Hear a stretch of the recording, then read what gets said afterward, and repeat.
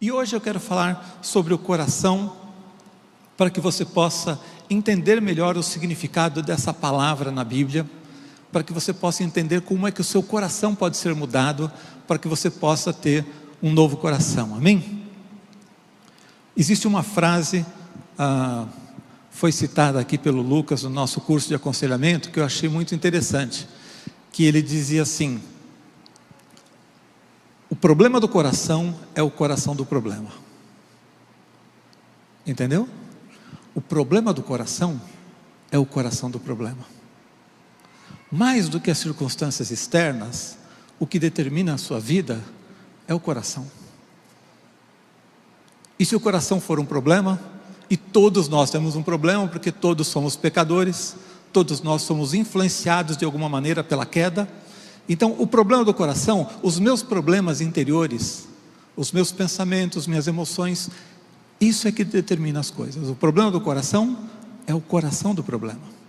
E é aí que nós precisamos então entender o que é que a Bíblia diz. Porque coração na Bíblia, muito mais do que a visão romântica, hoje em dia quando a gente fala do coração, a gente geralmente está falando só das emoções.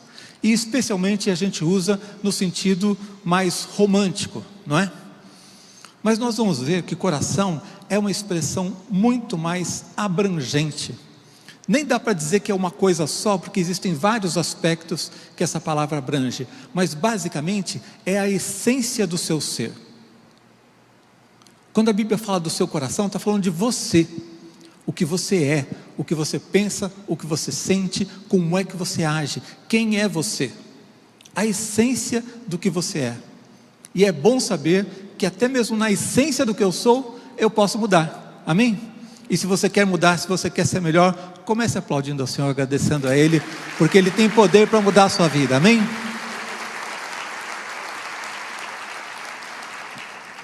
Em primeiro lugar, eu quero falar com vocês sobre algo, o aspecto que a gente conhece mais, não é?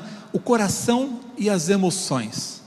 Quando a Bíblia fala sobre o coração, muitas vezes ela está falando sobre emoções. E quando eu vejo na Bíblia tudo aquilo, o poder que as nossas emoções têm sobre a nossa vida, é melhor a gente dar atenção para isso. É melhor eu dar atenção para isso e cuidar das minhas emoções, cuidar do meu coração. Nós vamos ver na palavra de Deus que nós não somos vítimas das nossas emoções. Nós não estamos indefesos. Nós podemos buscar a Deus e através do poder que há na oração, do poder da palavra de Deus, do poder da ação do Espírito de Deus na sua vida, você pode ter influência sobre as suas emoções. Você não é uma vítima passiva das emoções. Hoje eu estou triste, paciência, vou ficar triste. Estou passando por uma fase difícil, vou ficar extremamente ansioso, não tem jeito. Passei por uma situação grave e isso acabou com a minha vida e nada posso fazer sobre isso? Não, a Bíblia nos ensina que as nossas emoções são muito importantes, mas que nós podemos ter influência sobre elas. Eu posso cultivar emoções positivas, ou eu posso me deixar dominar por uma emoção ruim. Por exemplo, certa vez, há alguns anos, eu voltando para casa de moto, pertinho, na esquina da minha casa quase, 2 motos vieram fazer uma companhia para mim. Vieram, como é que se diz quando você está fazendo a escolta? Vieram fazer a escolta, estavam inclusive armados. E o cara ficou apontando a arma para mim, levaram a moto, etc. Na hora, a minha emoção disse assim: tomara que se arrebente na primeira curva. Não ligo nem para a moto, pode arrebentar a moto junto, tomara que caia e se arrebente na primeira curva. Isso é a minha emoção natural. A raiva que eu tive do cidadão levar minha moto e ainda apontar a arma na minha cabeça. Quem ele pensa que é? Eu só não disse isso para ele porque ele estava apontando a arma para mim, mas eu queria dizer, né? Então, eu sou vítima dessa emoção? Eu vou continuar com ela no meu coração? Não. Eu tenho que passar a vida inteira pensando bandido bom ou bandido morto? Não. Eu creio que bandido bom é bandido convertido. Então, no mesmo momento, segundos depois de eu pensar, tomara que ele se arrebente na primeira curva, eu mudei o meu pensamento. E pela consciência que eu tenho diante de Deus, eu mudei as minhas emoções. Em vez de ficar com raiva, dominado por aquela emoção, eu disse: Senhor, toca no coração desse cara. Meu desejo é que ele se converta, conheça o poder do sangue de Jesus, possa ter um novo coração, possa mudar de vida e nunca mais fazer isso com ninguém. Passou a raiva. Passou a raiva. A emoção não me dominou. Ela veio, mas ela não me dominou. Ela não precisa ficar na minha vida. A tristeza não precisa ficar na minha vida. A angústia não precisa ficar na minha vida. A raiva não precisa ficar na minha vida. Eu decido. Eu posso buscar a Deus e ter influência sobre aquilo que está no meu coração. Eu não preciso guardar no meu coração algo que Deus não quer que eu guarde. Amém? Provérbios 15, 13 diz: o coração alegre aformoseia o rosto, mas com a tristeza do coração o espírito se abate. Olha o poder que a Bíblia está nos dizendo que existe nas emoções. O coração alegre deixa você até mais bonito, gente. Você acredita nisso? Você pode ser mais bonito, olha só. O coração alegre aformoseia o rosto. Se você já encontrou com uma pessoa triste, angustiada, você vê como aquilo deixa a pessoa pesada. Você tem às vezes dificuldade de conviver, de estar perto de alguém assim.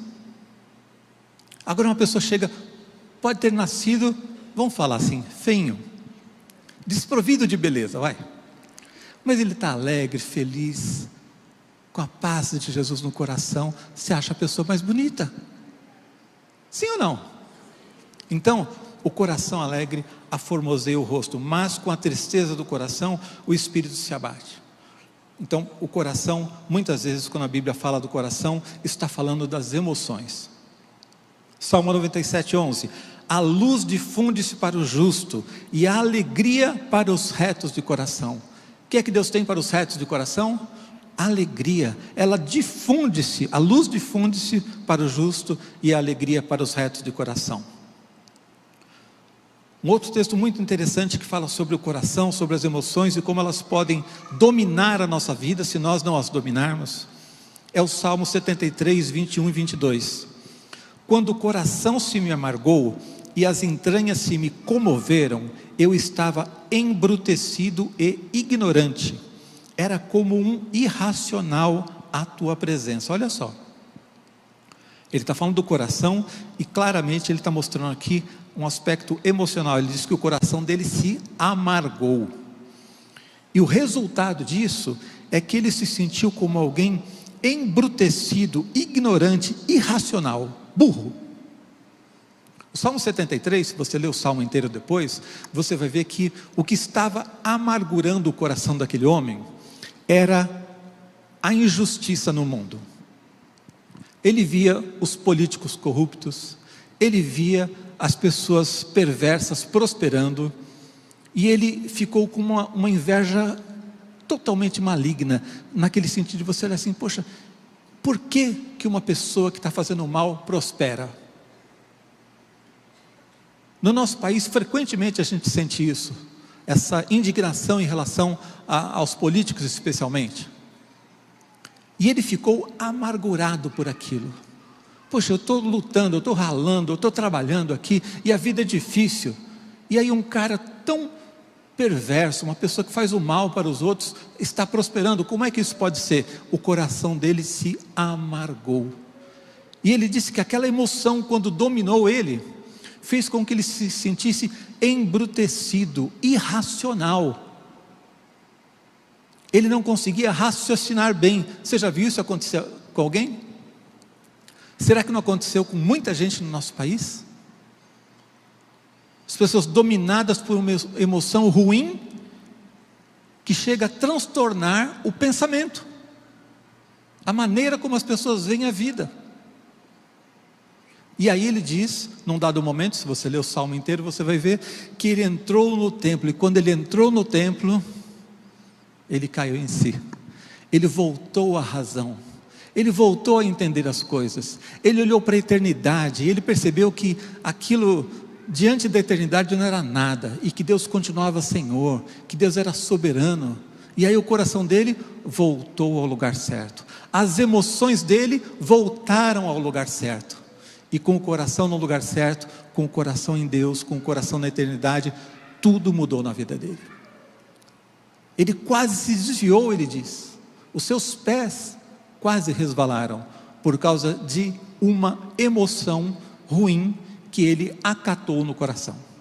E isso só mudou quando ele olhou para Deus, quando ele entrou no templo e contemplou as realidades espirituais, que são muito superiores às realidades naturais.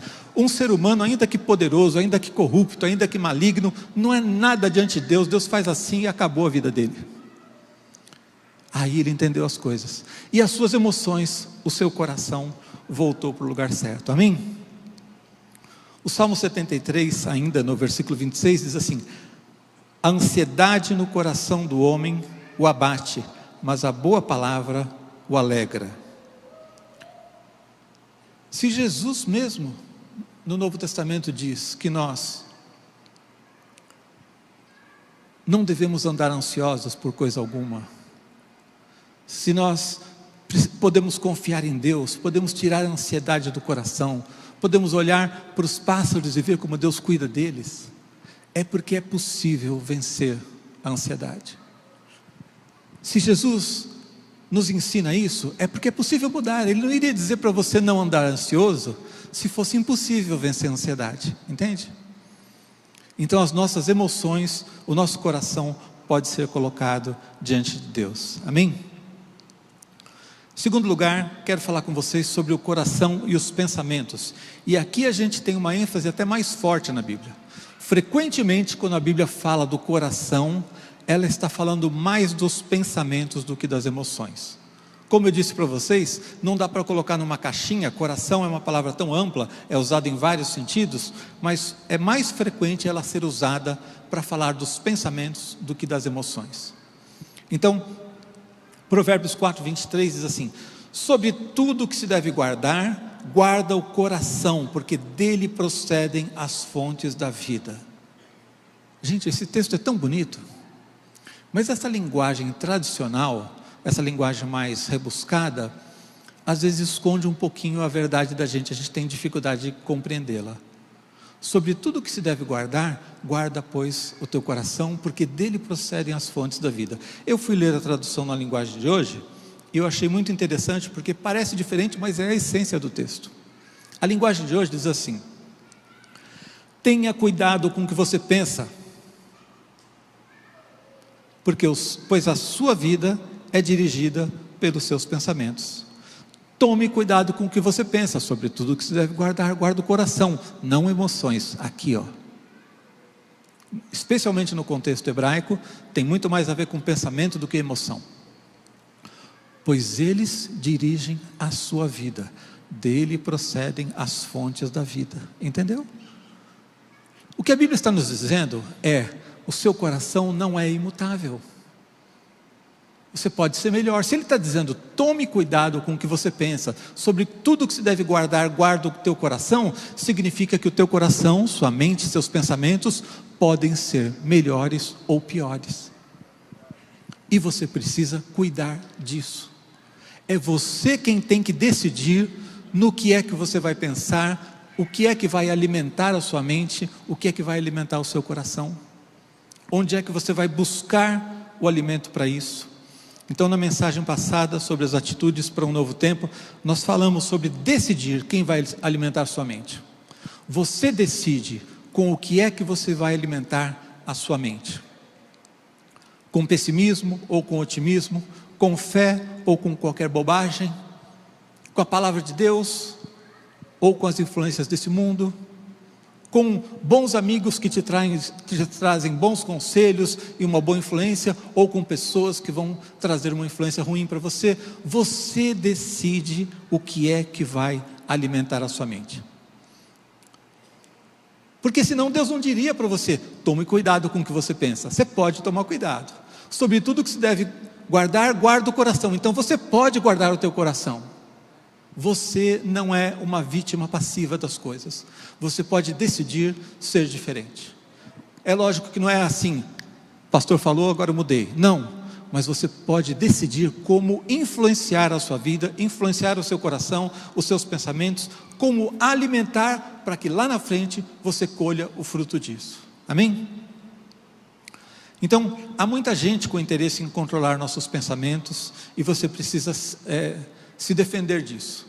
Você precisa decidir o que é que vai dirigir, vai alimentar o seu pensamento. Se você não agir firmemente na condução desse processo da sua mente, outros o farão. Se você não decidir no que é que você vai pensar, o mundo aí fora está cercado de influências que vão decidir no que é que você vai pensar. Qual foi a última vez? Algumas perguntas para você. Qual foi a última vez que um comportamento seu foi mudado pela leitura da palavra? Pensa aí um minutinho. Qual foi a última vez que um comportamento seu foi mudado pela leitura da palavra? Você leu a Bíblia e falou assim: Deus, é isso aqui. Eu estou errado, eu preciso mudar, eu vou caminhar na direção disso que o Senhor está falando. Quando foi a última vez? Se você nem lembra, é porque talvez nem tenha acontecido. Mas é você quem decide ler e se submeter à palavra de Deus. Qual foi o último livro que lhe inspirou a buscar algo novo de Deus para a sua vida? Quando foi a última vez que você leu um livro e você diz assim: que bênção? Eu me lembro que certa vez eu estava num culto, faz muito tempo, um culto de jovens, o louvor acontecendo, e eu estava com um livro. Uma pessoa atrás de mim me cutucou e falou assim: esse livro aí mudou minha vida. Não era a Bíblia, um livro que eu li, um livro cristão, e a pessoa disse assim: esse livro mudou minha vida, mudou minha perspectiva das coisas. Qual foi a última vez que você leu um livro tão bom, que trouxe inspiração, desejo de você buscar algo novo de Deus para a sua vida? É você quem decide. Quantas horas você vai passar no celular, quantas horas você vai passar na rede social, quantas horas você vai decidir usar lendo a Bíblia, quantas horas você vai usar lendo um bom livro. É você quem decide. E se você não se lembra quando foi que você leu um bom livro que te inspirou a alguma coisa, temos um problema.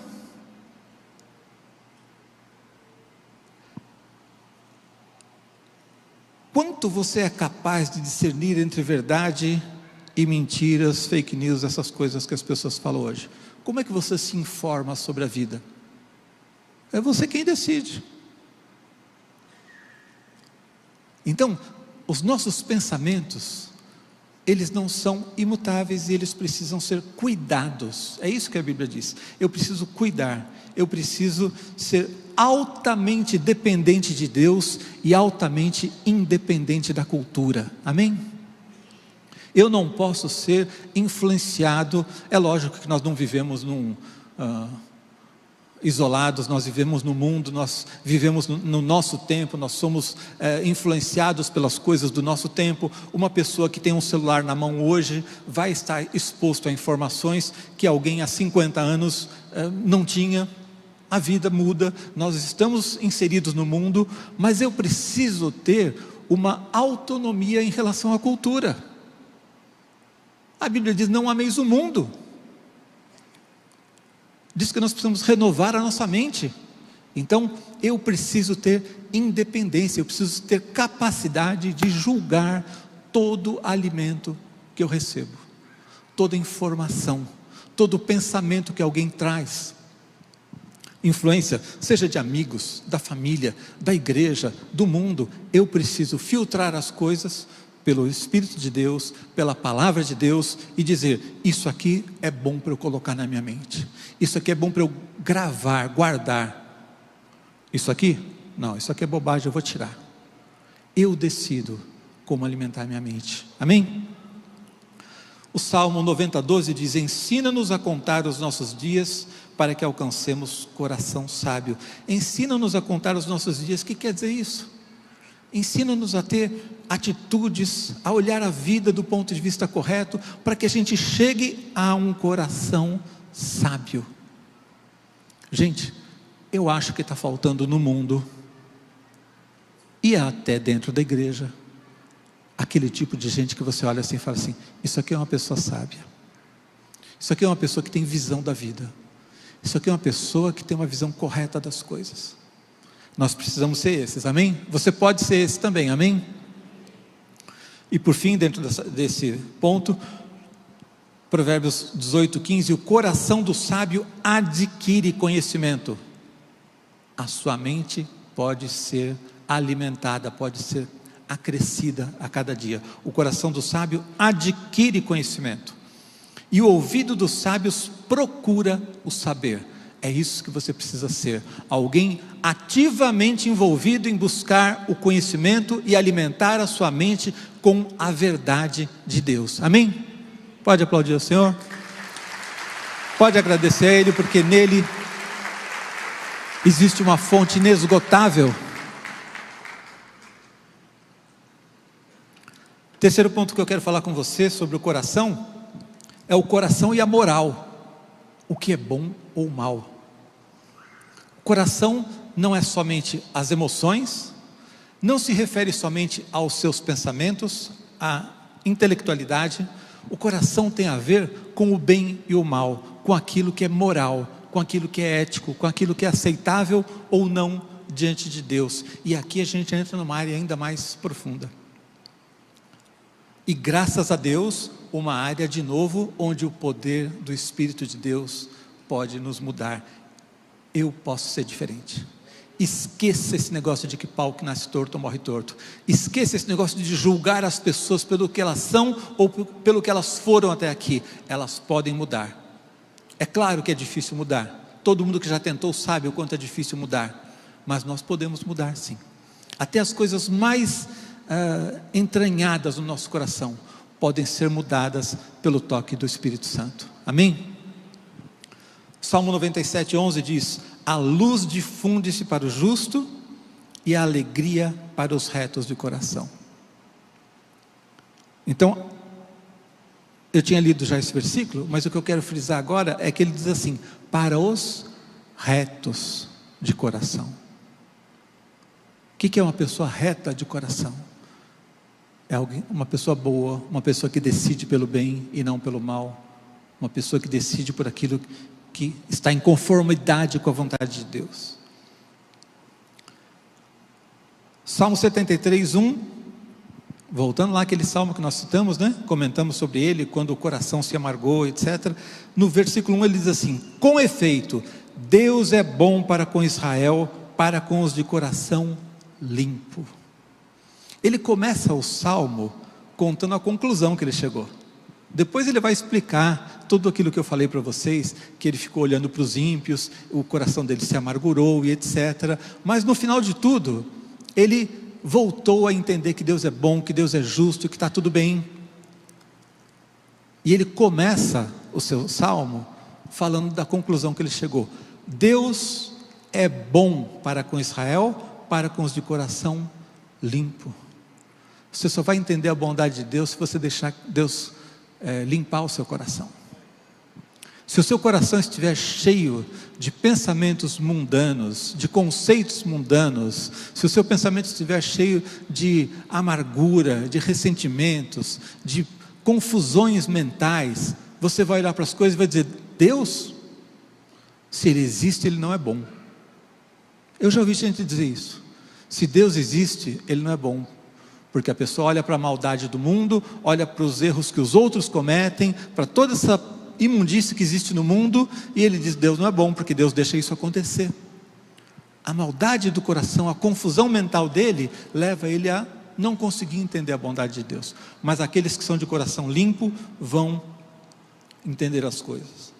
Então o coração muitas vezes refere-se às coisas mais íntimas do ser humano, a maneira como nós tomamos as nossas decisões morais sobre o que é certo, sobre o que é errado, a maneira como nós nos inclinamos para o que é puro ou para o que é perverso. Quando a Bíblia fala do coração, está falando da essência do seu ser. Se você se inclina para as coisas puras ou para as coisas perversas, o que é que você está buscando para a tua vida? Filipenses 4, 8 e 9 nos ensina claramente como nós podemos mudar as nossas vidas. E ele diz assim: finalmente, irmãos, tudo que é verdadeiro, tudo que é respeitável, tudo que é justo, tudo que é puro, tudo que é amável, tudo que é de boa fama, se alguma virtude há e se algum louvor existe, seja isso o que ocupe o vosso pensamento. Veja, ele está falando sobre pensamentos. Seja isso que ocupe o vosso pensamento. Mas todas as coisas que ele disse que devem ocupar o nosso pensamento são coisas morais, são coisas éticas, são coisas que são boas ou não. Ele diz: olha, tudo que é respeitável, tudo que é justo, tudo que é puro, tudo que é amável, tudo que é de boa fama, se alguma virtude há. Ele só falou sobre aspectos morais. Então ele está dizendo, ao mesmo tempo que ele está focando nos pensamentos, nosso ponto anterior, ele está focando no ponto atual, sobre a questão moral. O que é que deve ocupar a minha mente, o meu coração? Aquilo que é puro, agradável a Deus, aquilo que é respeitável, justo, de boa fama. E aí ele diz: o que também aprendestes e recebestes e ouvistes e vistes em mim, isso praticai, e o Deus da paz será convosco. A paz de Deus vai estar no seu coração quando você começar a decidir alimentar o seu coração com as coisas que passam por esse teste. Estou com raiva do cara que roubou minha moto, quero que ele morra na próxima esquina. Isso é bom? Agradável? É justo? Não, nem justo é. Ah, mas ele não te roubou? Roubou, mas a pena para roubo não é pena de morte. Tira do seu coração. Estou magoado com alguém que me feriu, me ofendeu, nutrindo um sentimento de mágoa. Isso é justo? Isso é agradável? Isso é bom diante de Deus? Isso é uma coisa em que existe virtude? Não, não passou. Eu vou bater um papo com uma pessoa, começo a falar da vida de outro. Você viu o que ele fez? E começa a fofoca. É bom? É justo? Tem virtude nisso? É agradável diante de Deus? Passa pelo teste aqui de Filipenses 4, 8 e 9. Lembre-se desse texto. Sempre que você tiver que decidir alguma coisa, se está certo ou não, se deve entrar no teu coração ou não, lembre-se: é puro, é amável.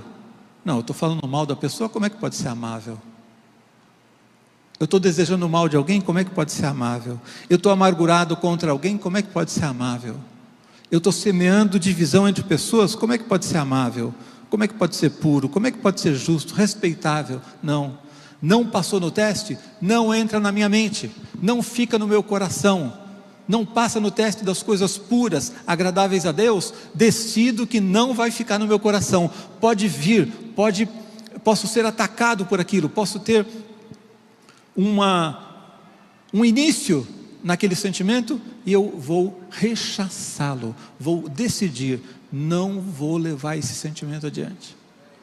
Porque aquilo que não é agradável a Deus, aquilo que não passa pelo teste moral do que é bom, do que é justo, do que é puro, do que é aceitável, respeitável, não deve ficar no teu coração.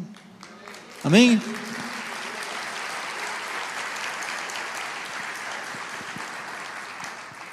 E que bênção que é uma promessa aqui. O texto começa dizendo assim: e o Deus da paz será convosco.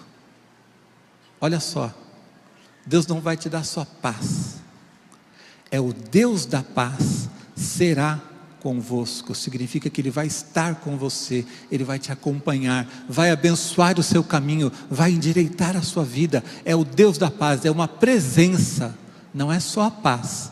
O Deus da paz vai estar com você. As pessoas vão ver Deus em você. Amém? Que coisa boa de desejar, gente. Basta que você alimente seu coração com aquilo que é agradável a Deus. E por fim, o coração tratado. O coração tratado. A cada ponto, nós já vimos um pouco sobre como podemos influenciar, cuidar, proteger e alimentar o nosso coração. Amém? Falei das emoções, falei dos pensamentos, falei da questão moral, e em cada um deles, nós vimos que nós não somos reféns de como nascemos. Não é uma questão de DNA, nasci ruim, vou ser ruim a vida inteira. Eu tenho emoções confusas, eu tenho que ficar confuso a vida inteira. Não, nós podemos mudar. Mas agora, nesse ponto final, então, eu quero enfatizar mais isso com você, para que você entenda que não estamos condenados a seguir um destino pré-definido pela nossa natureza. Nós temos uma natureza pecaminosa, sim, todos nós. E cada um de nós sofreu algum tipo, na verdade, vários tipos de agressões no decorrer da nossa vida. Desde que a gente nasce, a gente começa a apanhar e começa a ter confusões. Às vezes, o simples fato de você ter um irmão e achar que os pais tratam com alguma injustiça, com preferência a um e contra outro, as brincadeiras que os amigos fazem na escola e descobrem logo o que é que você não gosta em você e vão botar o apelido lá. Se você tem a orelha grande é o orelhudo, se você tiver o nariz grande é o narigudo, se você é magro é o magrelo, é isso, aquilo, vão botar o apelido que vai ferir. Não é assim? Fala-se muito hoje em dia sobre bullying, etc. Como isso pode ser terrível na vida das pessoas. Essa desgraça que acontece muito nos Estados Unidos, de vez em quando, de alguém entrar na escola, aconteceu essa semana de novo, não para.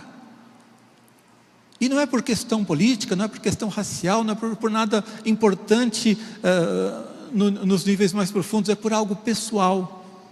Foi ofendido, foi agredido, foi desprezado, foi rejeitado pelos colegas, e chega um ponto que fala assim: vou matar um monte de gente, depois me mato. Então, todos nós temos coisas ruins no nosso coração, sim. Sofremos influências, fomos marcados, fomos. Mas você é obrigado a ficar nisso aí?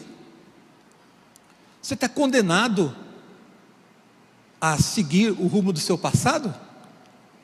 A sua história, o seu futuro vai ser determinado pelo seu passado?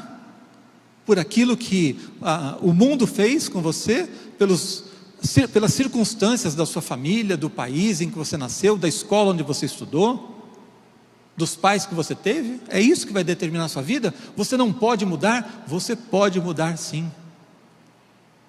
E você pode ter um processo constante de mudança, de crescimento, de conhecer e experimentar novos pensamentos, novas emoções, novas decisões morais diante de Deus. A maior prova disso é a maneira como pessoas dentro das prisões têm sido transformadas.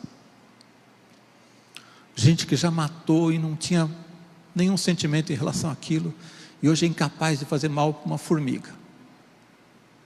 Pessoas que foram restauradas, se tornaram pastores dentro de uma prisão e começaram a levar outras pessoas para Jesus. Ninguém fora do Evangelho conhece alguma ferramenta capaz de fazer isso. As pessoas ficam discutindo o sistema prisional, se a prisão conserta as pessoas, se é uma punição, o que é. Eles não sabem como fazer, eles não sabem como transformar a vida de alguém que já sofreu tantas marcas, tantas influências e que já fez tantas coisas, tantas decisões erradas. E como é que muda a vida dessa pessoa? Eles não sabem como fazer isso. Só Jesus pode fazer. E Jesus pode fazer na sua vida também. Amém?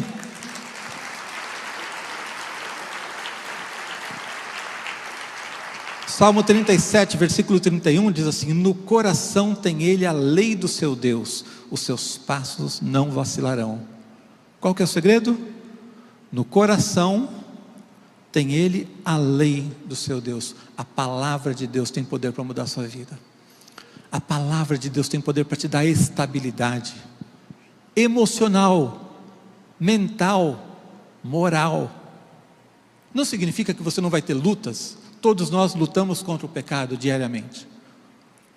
mas é a palavra de Deus que tem poder para te ajudar a pensar, sentir e decidir da maneira certa. Os seus passos não vacilarão. Provérbios 23, 12. Aplica o coração ao ensino. Ensino do quê? Da palavra de Deus. Aplica o coração ao ensino e os ouvidos às palavras do conhecimento. Aplique-se a isso. Decida buscar, gente. Não muda só porque o ano mudou. Você já percebeu que continuamos no mesmo lugar, está tudo igual. Muda porque você decide se aplicar ao conhecimento, se aplicar ao ensino da palavra. Você começa a ler, você começa a meditar, você começa a buscar a Deus. E quando você busca a Deus, a sua vida é transformada. Provérbios 6, 21. Ata-os, está falando aqui dos mandamentos de Deus, ata-os perpetuamente ao teu coração. Se eu colocar os mandamentos, a palavra de Deus no meu coração, pendura-os ao teu pescoço, quer dizer, leva ele com você em todo lugar que você for. Os homens não usam, não é? Mas as mulheres, muitas têm um colarzinho aí, você está levando junto com você para onde você vai, entendeu? Faça isso com a palavra de Deus. Ela não tem que estar confinada. Por exemplo, agora eu estou pregando a palavra de Deus para você. Durante a semana o que acontece? Ela tem que continuar junto de você, como um colar que você carrega para onde você for. Você vai trabalhar, você leva esse colar no seu pescoço. Você vai para o lugar onde você estuda, você leva esse colar no seu pescoço. A palavra de Deus tem que estar no seu coração. Ler, meditar, conhecer a palavra de Deus, amém? Salmo 147, 3. Deus é aquele que sara os de coração quebrantados e lhes pensa as feridas. Deus cuida das nossas feridas. Ele está falando de ferida física aqui? Não. Ele está falando aqui de alguém que se feriu, quebrou a perna e Deus vai consertar? Não, ele está falando de pensamentos, emoções. Deus cuida das nossas feridas. Ele sara os de coração quebrantado. O que é um coração quebrantado? É quando você reconhece: Deus, eu estou olhando aqui para dentro e não estou vendo coisa boa. Eu estou olhando aqui para dentro e tem coisa aqui que eu tenho vergonha de falar na tua presença. Eu estou olhando aqui para dentro e estou percebendo que nem tudo está certo. Eu estou tendo um impulso, um desejo, um pensamento de fazer algo, eu estou tendo alguma atitude que eu sei que diante do Senhor não agrada. Quebrantado é aquele que reconhece o seu erro, reconhece que Deus está certo, eu que estou errado.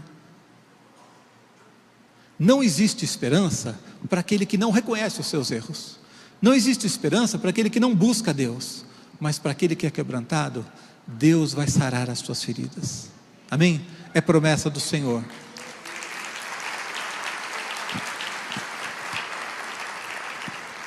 O texto de Ezequiel que eu li no começo: dar-vos-ei coração novo, porei dentro de vós espírito novo, tirarei de vós o coração de pedra e vos darei um coração de carne. É promessa de Deus. Eu posso ser melhor do que sou hoje. Eu posso buscar Deus e Deus vai tratar o meu coração em todos os aspectos, pensamentos, emoções, decisões morais. Tudo pode ser afetado pelo poder de Deus. Salmo 57, versículo 7. Firme está o meu coração, ó Deus, o meu coração está firme, cantarei e entoarei louvores. Seu coração pode ser firme, firmado em Deus, inabalável. Pensamentos, emoções, decisões morais, tudo pode ser fortalecido por Deus. 1 João 3, 20. Pois se o nosso coração nos acusar, olha, o coração pode até nos acusar, pode fazer você se envergonhar de buscar Deus, pode fazer você se sentir mal consigo mesmo, achar que você não tem valor. Mas se o nosso coração nos acusar, certamente Deus é maior que o nosso coração e conhece todas as coisas. Até quando o meu coração está tão contaminado que eu fico com raiva de mim mesmo, com vergonha de mim mesmo, Deus está lá fortalecendo esse sentimento ruim? Não. Ele está dizendo: filho, eu te amo. Aí você diz: Deus, mas eu não presto. Eu te amo, filho. Deus, olha a maldade no meu coração. Eu te amo. Deus é maior que o nosso coração, é o que o texto está dizendo. O amor de Deus é maior do que o nosso coração. O poder de Deus é maior que o nosso coração. A graça de Jesus é maior do que o nosso coração. E Ele tem poder para nos elevar para mais perto dEle. Amém?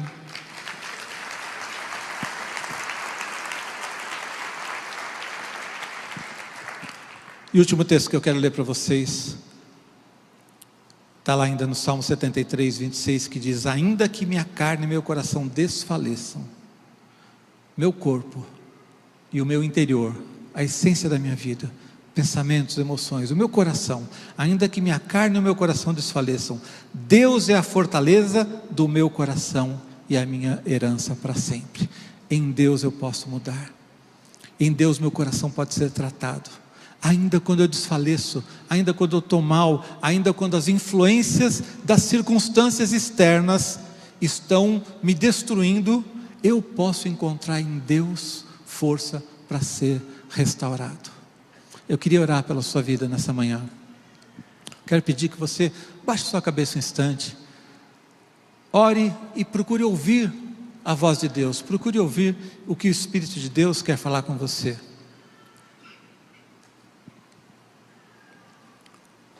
O primeiro texto que a gente leu fala de um momento em que Deus nos dá um novo coração. Cada um de nós pode ter um encontro com Jesus, que é o primeiro passo que vai transformar a nossa vida. No transcorrer da vida cristã, muitas coisas vão acontecer, Deus pode falar com cada um de nós, mas existe um primeiro passo em que a gente diz assim: Jesus, meu coração é teu. Jesus, entra na minha vida, entra no meu coração, porque eu sozinho não sou capaz de me mudar, eu não sou capaz de ser uma nova pessoa, eu preciso que o Senhor entre no meu coração. E se você está aqui, talvez pela primeira vez, talvez já tenha frequentado a igreja, mas ainda não deu um passo na direção de Jesus, de confessar os seus pecados, confessar que precisa dele, pedir para Jesus entrar na tua vida. Se você quer hoje entregar a tua vida a Jesus, eu quero que você levante a sua mão para que eu ore por você, e nós vamos orar pela sua vida. Levante a sua mão se você quer entregar a sua vida a Jesus nessa manhã. Há alguém aqui hoje que quer dar esse passo, quer entregar a sua vida, quer convidar Jesus para entrar no seu coração? Se há alguém aqui, faça essa decisão nesse momento. Levante a sua mão e a gente vai orar por você. Há alguém aqui que hoje quer entregar a sua vida a Jesus? Se há, levante bem alto para que eu possa enxergar. Há uma pessoa lá atrás? Levante sua mão bem alto se você quer entregar a sua vida a Jesus. Todos aqui já deram espaço, já nasceram de novo, já têm a convicção de que Jesus perdoou os seus pecados, que Ele entrou na sua vida. Se você já fez isso, glória a Deus, fique firme nesse caminho. Você que está nos vendo pela internet, se você quer hoje entregar sua vida para Jesus, abra o seu coração, diga para Ele: Jesus, entra na minha vida, entra no meu coração, eu te confesso os meus pecados, eu te confesso que eu preciso de Ti, eu creio que Jesus morreu por mim, morreu na cruz pelos meus pecados, e eu hoje entrego minha vida. Faça isso e Ele vai entrar na sua vida. Você que já é do Senhor, eu quero te desafiar. Quando você ouviu essa palavra, eu tenho certeza que de alguma forma você foi confrontado. Por quê? Porque todos nós temos fraquezas no coração. Não tem nenhum de nós aqui que seja imune a isso. Não tem nenhum de nós aqui que às vezes não se envergonhe dos seus atos, dos seus pensamentos, até mesmo das suas emoções. Não tem nenhum de nós aqui que não precise da ajuda do Espírito Santo para ter um coração novo, um coração tratado. Se você hoje está escravizado por uma emoção que não agrada a Deus, não vem de Deus, vem de circunstâncias externas. Se você hoje está escravizado por pensamentos que não passam por aquele teste daquilo que é puro, justo, respeitável, amável, de boa fama, você precisa entregar isso a Deus hoje. Se as suas decisões morais estão sendo afetadas pelo pecado que há no nosso coração, se você está caminhando em rumos que não agradam a Deus, hoje você precisa deixar que Deus trate isso, porque o seu coração pode ser purificado. Amém? Senhor, no nome de Jesus, eu quero declarar aqui na vida de cada um dos teus servos, nessa manhã, nós estamos aqui, ó Deus, com o coração quebrantado, um coração diante do Senhor, para pedir que o Senhor nos abençoe, ó Deus, que nós aproveitemos esse tempo de um início de ano, para colocarmos um propósito firme, de buscarmos a Tua presença, buscarmos a Tua palavra, alimentarmos a nossa mente, o nosso coração, com aquilo que é bom, que é agradável, que é aceitável diante do Senhor, ó Deus. Que nós estejamos, ó Deus, num processo de renovação, que esse seja um ano de renovação constante, ó Deus, não somente nesse início de ano, quando todo mundo tem expectativas, mas que a cada dia nós estejamos alimentando, tomando decisões na direção da busca do Senhor, ó Deus, porque o Teu Espírito certamente vai usar essa palavra, ó Deus, vai usar a Tua palavra para transformar mente, coração, nossas emoções, mudar a nossa vida, nossas decisões, o rumo da nossa vida, Deus, e firmar os nossos passos. Eu declaro a Tua bênção sobre cada um dos Teus servos nessa manhã, no nome de Jesus. Amém. Amém.